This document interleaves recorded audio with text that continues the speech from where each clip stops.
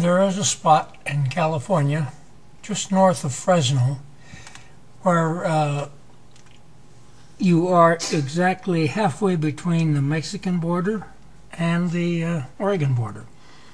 And some years ago on Highway 99, at that exact spot, somebody planted this evergreen tree, which is on the north side of that line, and planted a palm tree, which is on the south side of that line, representing Northern and Southern California.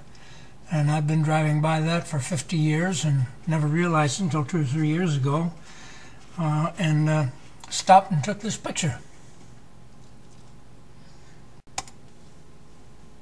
This next picture shows you the location I had to drive to get that picture taken, way off in the field someplace. But it was an interesting thing to do. This picture was taken about 40 miles south of Barstow. And I always wanted to be, I wanted to go to Kelso, California for years and years and years, and never did. And I finally decided to do it, and I'm glad I did, because it's way off up there in the mountains. But turns out it was at one time a train watering hole for steam engines, and they had a real nice station here. It was a hotel, a city full of people who worked on the railroads, maintained the equipment as it came rolling through, and of course filled up the engines with water for their steam. There are a few pictures posted on the site. This was closed down in 1958 and then refurbished and opened up again as a historical site in the year 2005. I'm glad I went to Kelso, California. I really enjoyed that.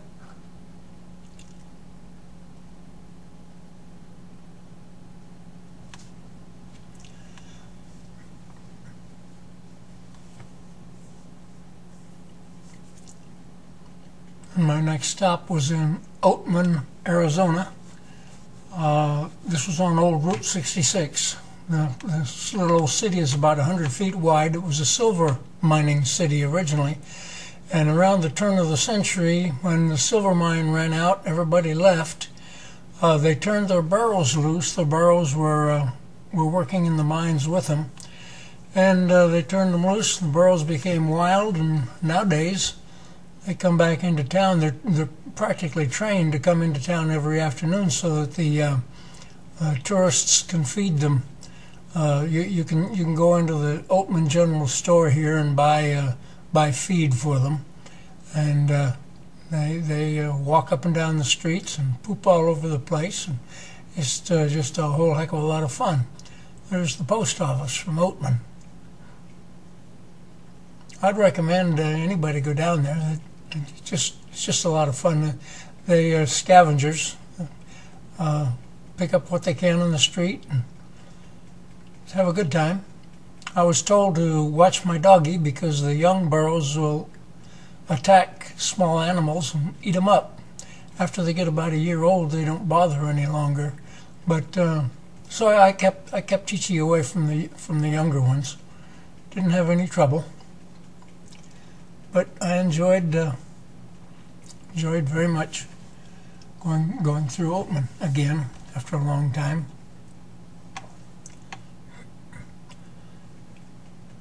This museum was the door leading inside was used in the movie Wild Wild Wild Wild West or something similar. This is a shot looking back toward Oatman after leaving.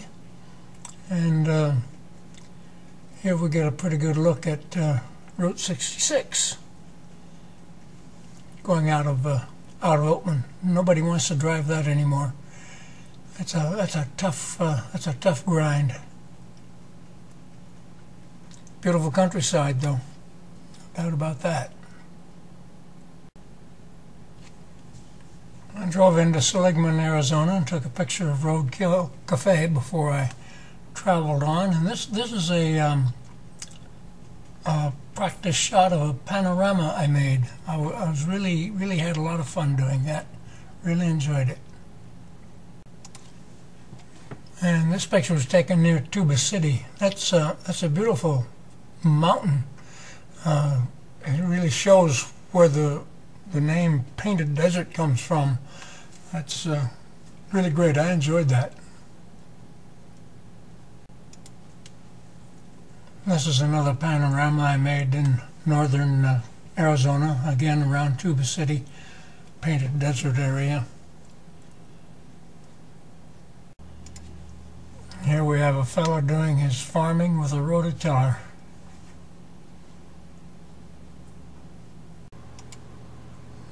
And this is another of my experiments, still northern Arizona.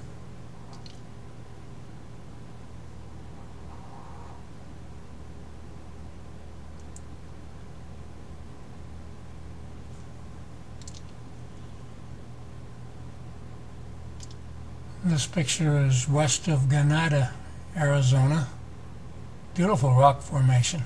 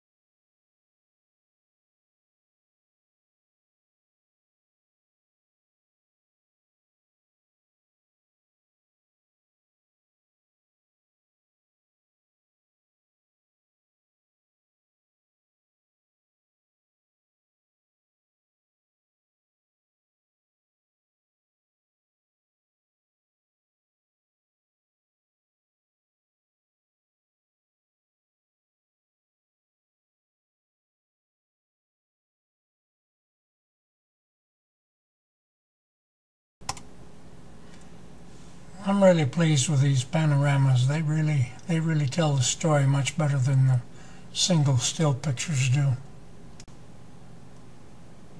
There are hieroglyphics down there on that huge rock. It's a long ways from the camera, and I can't really make out the hieroglyphics, but people told me they were there.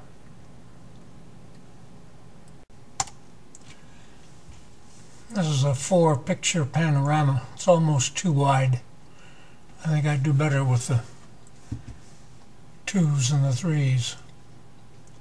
Some more Painted Desert. Agate Bridge, Petrified Forest. That log is held together only because that reinforcement was built underneath it years ago.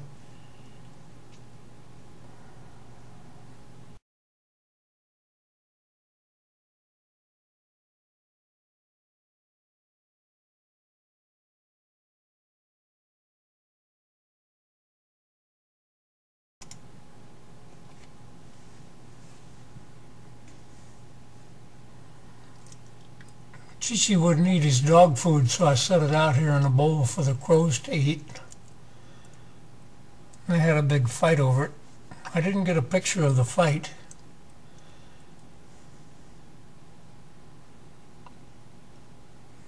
Anyway, they ate it all up and had a good time.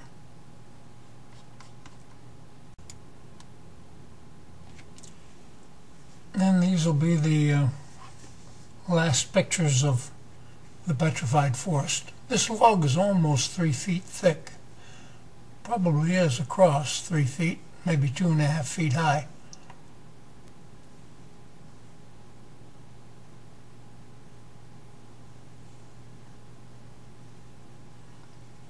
Evidently these items have been left right here by Mother Nature for billions of years.